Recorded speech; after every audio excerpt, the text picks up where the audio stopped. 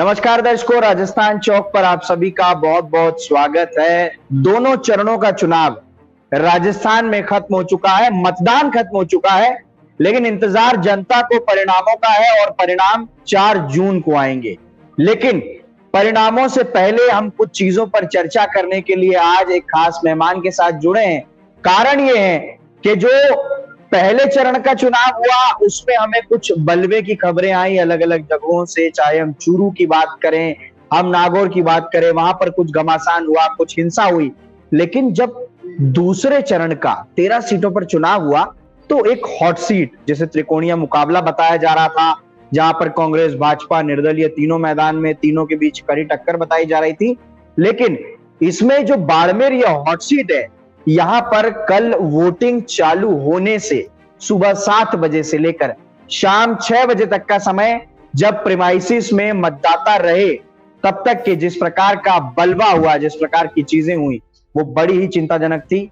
हम ये जानना चाहते हैं, आपको ये बताना चाहते हैं कि क्यों बाड़मेर का चुनाव इस तरीके से मंडा।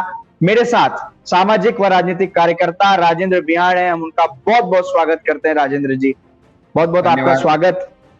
Thank you. कैसा गया है चुनाव? आप तो करीब से देख रहे हैं बाड़मेर का चुनाव।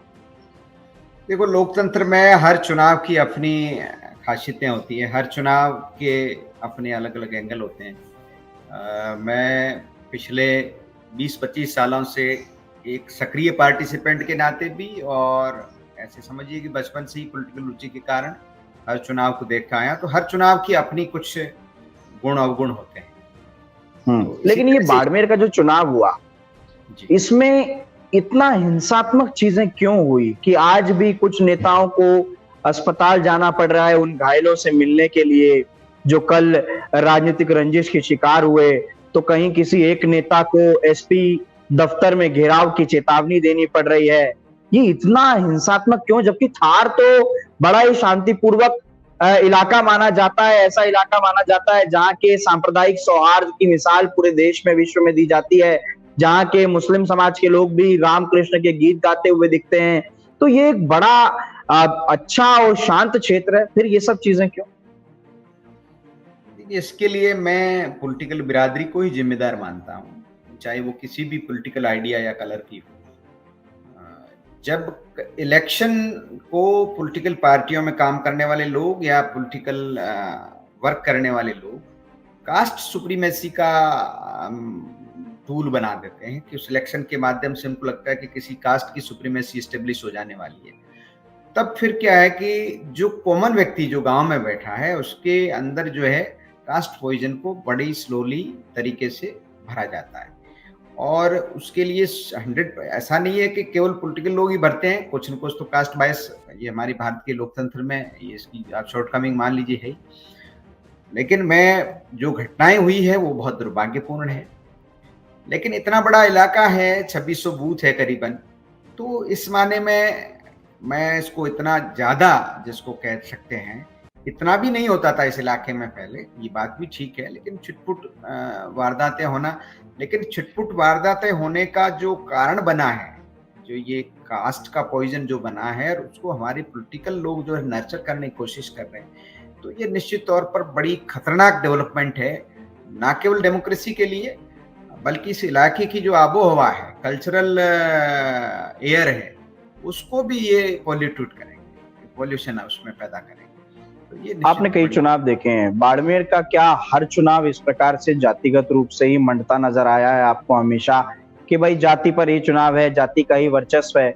और क्या इस बार के चुनाव में, यानी कि जब मैं पिछले कुछ इतिहास पढ़ता हूं तो एक फैक्टर ये भी रहता है कि भाई एक पार्टी की तरफ वोट करना है या एक नेता की तरफ वोट करना है, ये हमेशा हर सीटों पर होता है। लेकिन मेरे हिसाब से इस बार थार में एक जाति के लिए वोट करना है, ये फैक्टर ज्यादा वहां पर प्रबल रहा शायद इस बार। ये मैं आप जैसा पहले अर्ज कर रहा था कि ये बड़ी खतरनाक बात है। ये दरअसल चुनाव लड़ने वालों पे डिपेंड बहुत करता है कि आप क्या अपनी मैनिफेस्टो दे रहे हैं लोगों को, आप क्या विचार दे रहे हो। पॉलिटिकल आदमी न केवल वोट लेने की मशीन है, न केवल उसको मत मांगना है, बल्कि मत का परिष्कार भी तो करना है, उसको जनता में पॉलिटिकल चेतना को भी तो जागृत करना है। उसको ये भी तो जनता को पॉलिटिकली एजुकेट करना है कि तुमको वोट क्यों करना है। तो इस नाते मुझे बहुत अफसोस है, मैं किसी का नाम लेने की मेरी कभी आदत रही नहीं, मैं लेना भी नहीं चाहूँगा, लेकिन बहुत से लोग जिनको हम सीनियर पॉलिटिशियन मानते हैं, उनका बिहेव भी उनकी सीनियरिटी के मुताबिक नहीं था। उनसे ज़्यादा मैच्योरिटी की उम्मीद की जाती है, लेकिन कई बार जो है ये थिएट्रिक्स जो आई है पॉलिटिक्स में, इस थिएट्रिक्स ने कई बार कई चीज़ें होती नहीं है यार, आप जो जिस एंगल में होती है उस एंगल में नहीं करके अपना एक थिएटर क्रिएट करते हैं, और एक जो attention seeking, any how attention seeking की जो भूख है, उसके कारण से भी बहुत सारी चीजें हो जाती है कि हमें लाइमलाइट में रहना है, कुछ भी करके रहना है।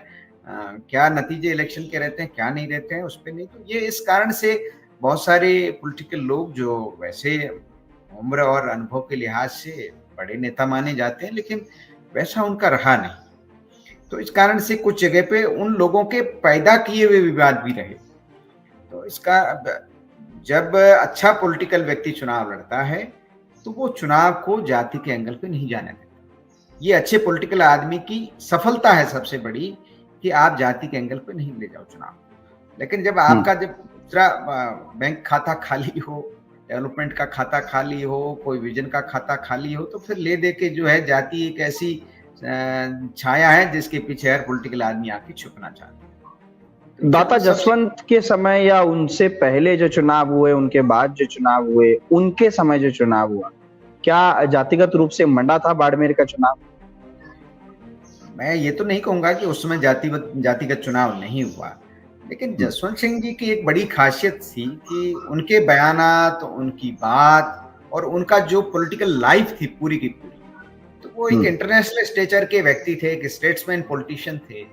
तो उनके मुख से कभी किसी जाति की बात, या वो इस एंगल से, इस चश्मे से नहीं देखते थे कि भाई मेरे सामने जो लड़ रहा उसकी कोई जाति विशेष है। या उनके अपोनेंट्स ने जरूर उसको कास्ट ध्रुवीकरण की ओर लेके चले गए। कॉमन आदमी जब किसी जातियों के लड़ते हैं, उन्होंने तो, मैं बल्कि मुझे उनके साथ काम करने का मौका मिला, तो उन्होंने एक टिप्पणी की उस चुनाव को लेके कि जीवन भर राष्ट्रव्यापी मुद्दों पर काम करते रहे, कभी जीवन में सोचा नहीं कि घर में आके भी चुनाव जो है जाति के खांचे में बंट जाएगा। इस बात का उनको बड़ा अफसोस था, इस बात की ये खुशी नहीं थी कि भाई उनकी जाति के लोग उनके साथ है, दूसरी बिरादरी के लोग उनके साथ नहीं है। पर आप देखो पॉलिटिकल पार्टियां ही जो है इस तरह की सीट डालती है कि वो जाति के आधार पे टिकटें देती है, जाति के आधार से ही जो है समर्थन लेती है। तो फिर क्या इसमें आम जनता को तो हम कैसे दोषी ठहरा सकते हैं। लेकिन इस तरह के लोग, जो पॉलिटिकल लोग होते हैं, जो वास्तव में बड़े चश्मों से सारे चीजों को देखते हैं, संस्कृत में एक अच्छी है वो कि उदार चरिता नाम वसुधैव कुटुम्बकम, जो बड़े चरित्र के लोग होते हैं, विशाल हृदय के लोग होते हैं, ये पूरी दुनिया घर है। तो जात के खांचों में कैसे हम इलेक्शन को विभक्त कर सकते हैं। लेकिन कई बार जो है जब आपके पास वास्तव में कोई बड़ी चीज नहीं होती, आपके पास देने कहने को कुछ नहीं होता, तो फिर छिटपुट पे लाते हैं। तो पब्लिक की मैं गलती नहीं देखता, इसमें पॉलिटिकल क्लास की मैच्योरिटी की स्केलिंग हो रही है इस चुनाव से। पॉलिटिकल क्लास की मैच्योरिटी के लेवल से ही तो पब्लिक क्रिएट कर रही है। लेकिन राजेंद्र जी, ये चुनाव राजस्थान की सभी 25 सीटों में मेरे हिसाब से जातिगत देखा गया। यहाँ मुद्दे, राष्ट्र के मुद्दे, नेता, उनके चेहरे, पॉलिटिकल पार्टी, इस बार 2024 में सब चीजें इतर रह गई। सबसे पहले मैं आज सुबह एक लेख पढ़ रहा था, उसमें यही था कि हर जाति अपने आप को सुप्रीम साबित करने की कोशिश में थी कि भाई ये राजनीतिक नहीं, जातिगत वर्चस्व की लड़ाई है। कि फिर उनके साथ कोई एक बड़ी जनसंख्या वाली जाति है तो उनके साथ छोटे जनसंख्या वाली जातियों को लामबंद किया गया कि ये साथ में आएंगे तो काडर बढ़ेगा, एक तरीके से वोट बैंक बढ़ेगा, उस हिसाब से चुनाव लड़ा जाएगा। तो आप जब देख रहे हैं सभी 25 सीटों को, पूरा चुनाव जातिगत हुआ आपके हिसाब से? नहीं, ऐसे तो मैं इतना ओवर सिंप्लीफिकेशन तो नहीं करूंगा कि पूरा ही चुनाव जातिगत हो गया, ऐसा होता भी नहीं है। पॉलिटिकल थॉट को देख करके लोग वोट देते हैं, लोगों की पॉलिटिकल आइडियोलॉजी भी है और ये सारी बातें हैं, लेकिन जातिवाद भी एक बड़ा फैक्टर है। तो अब कई जातियों के साइकोलॉजी का आप यदि स्टडी करेंगे बहुत गंभीरता से, तो सारी जातियों को कुछ फिक्स चीजें सबको लगती है। सब जातियों को लगता है कि फला फला पार्टी हमारे साथ अन्याय कर रही है, और दूसरी जातियों को ये कर रही है, और हमारा रिप्रेजेंटेशन कम है, उनका ज्यादा है, और हमारे को ज्यादा मिलना चाहिए, दूसरे को कम मिलना चाहिए, हमारी ज्यादा चलनी चाहिए, दूसरे की कम चलनी चाहिए। तो इस तरह की एक ये सामान्यता रहती है। कई बार जो है पॉलिटिकल लोगों की मैच्योरिटी के अभाव में भी कई बार जो है कुछ वर्गों का ज्यादा तुष्टीकरण हो जाता है, तो उसका एक चेन रिएक्शन भी होता है, तो ये भी होता है। लेकिन कुल मिला के हर जाति के व्यक्ति को लगता है कि भाई जो है मेरी कास्ट प्राइड जो है वो नेशनल डेवलपमेंट से बड़ी है, इलाके के विकास से बड़ी है, इलाके में पानी, बिजली, एजुकेशन से बड़ी है, इलाके में सिटीजन का ओवरऑल डेवलपमेंट के हिसाब से उसका इंडेक्स बढ़े, इस सबसे भी बड़ी बात जो है वो कास्ट इमोशन है। लेकिन केवल कास्ट इमोशन है, मैं ऐसा नहीं मानता। बहुत सारी जगहों पर हजारी प्रसाद द्विवेदी ने कहा है, अगर आपको याद हो, कि भारत में हर छोटी से छोटी तथाकथित जाति वाला व्यक्ति अपनी से एक छोटी जाति ढूंढ ही लेता है। कि है, मैं सबसे छोटा नहीं हूं। ये एक सिस्टम बन जाता है जो आई है। इस बीमारी का जो है, लोहिया जी कहते थे कि भाई जाति तोड़ो, और लोहिया जी के भाई गीता बड़ा शास्त्र है, भारत में बड़ी मान्यता है। बिल्कुल। गीता कहती है कि भाई जीव मात्र मेरा अंश है। हर जीव में, जब प्रत्येक जीव में ईश्वर का ही अंश है, तो अच्छा इसका कोई अंत नहीं है। आप जो ये करेंगे, अच्छा फिर मान लो आप अपनी जाति की सुप्रीमेसी एस्टेब्लिश करते हैं, तो कई बार जाति में भी जाति कि भाई मान लो मैं राजपूत हूँ, तो राजपूत में फला क्लैन का नहीं हुआ, फला क्लैन का नहीं हुआ। आप समझ गए बात को। फिर उसका झगड़ा होता है, फिर दो भाइयों का झगड़ा हो जाता है कि इस भाई के पास ज्यादा है, मेरे पास कम है। तो ये जो एक्चुअल में जो है बीमारी आपके छोटे मन की है। आप बड़ा दिल रखेंगे, आप चीजों को ढंग से देखेंगे, लेकिन ये काम किसका है? ये पॉलिटिकल लोगों का काम है, ये सोशल लोगों का काम है, ये मीडिया का काम है, ये पॉलिटिकल पार्टियों का काम है कि वो पब्लिक को एजुकेट करे कि भाई ये वोट जो है ये किसी जाति के सुप्रीमेसी एस्टेब्लिश करने के लिए नहीं हो रहे। ये वोट 5 साल के लिए हिंदुस्तान में एक गवर्नमेंट हम बनाना चाहते हैं। वो सरकार हिंदुस्तान, पूरे हिंदुस्तान को, जिसमें विविध जातीय समूह है, विविध तरह की ज्योग्राफी है, विविध तरह के इंटरनल चैलेंजेज है, विविध तरह के एक्सटर्नल चैलेंजेज है, वो सारे चैलेंजेज को लेने का जो है ये वोट है, न कि कोई किसी जगह से किसी जाति के रिप्रेजेंटेशन को बढ़ाने का वोट है। लेकिन ये बात तो पॉलिटिकल लोगों को कहनी पड़ेगी। अब आप ये सोचो कि सभी जाति एक पॉकेट्स में रहती, ऐसी हिंदुस्तान में कोई जाति नहीं है जो इतने बड़े देश में सारे पॉकेट्स में, तो भाई कैसे किसी एक जाति की सुप्रीमेसी एस्टेब्लिश हो सकती? ये बात ठीक है कि सारे पॉकेट्स को, सारी जातियों को, जाति के माध्यम से भी नागरिक ही है ओवरऑल देश के, तो उन तक पहुंचने का पॉलिटिकल मैकेनिज्म जो है वो जाति के तुष्टीकरण के माध्यम से नहीं हो सकता। उसके देखो, उस मैकेनिज्म को तो गांधी पूरे देश के बीच पहुंच गए, ठीक है, तो कैसे पहुंचे? उन्होंने पूरे देश को खड़ा किया। तो आज उस तरह की लीडरशिप की जरूरत है, इंक्लूसिव लीडरशिप की जरूरत है, जो लोगों को इन प्रश्नों से ऊपर उठा करके और राष्ट्रव्यापी इस पूरे अभियान में लगा सके कि हम एक वाइब्रेंट डेमोक्रेसी कैसे बने, एक अच्छी प्रोग्रेसिव डेमोक्रेसी कैसे बने, जिसमें हम जात पात से परे होके हिंदुस्तान कैसे जो है दुनिया की नजरों में आगे हो सकता है। हिंदुस्तान का नागरिक ओवरऑल, सब नागरिक, चाहे पूर्व का हो, पश्चिम का, उत्तर का, दक्षिण का, किसी जात धर्म का हो, उसकी क्षमता कैसे बढ़े, उस नागरिक की कैपेसिटी कैसे बढ़े, ये होना चाहिए। लेकिन ये ऐसे जातिगत चुनाव, अगर थोड़ा भी इसमें जातिगत फैक्टर है तो ये फ्यूचर के लिए अच्छा नहीं है। लेकिन 2014 का चुनाव आपके बाड़मेर का ही, 2 प्रत्याशी कांग्रेस और बीजेपी से, दोनों का जातिगत समीकरण देखा जाए तो एक ही, लेकिन सामने एक निर्दलीय अलग जातिगत समीकरण से। उस प्रकार से ही 2014 और फिर 2024 का चुनाव, दोनों में क्या समानताएं और दोनों में क्या अलग चीजें 2014 और 24 के मुकाबले रही?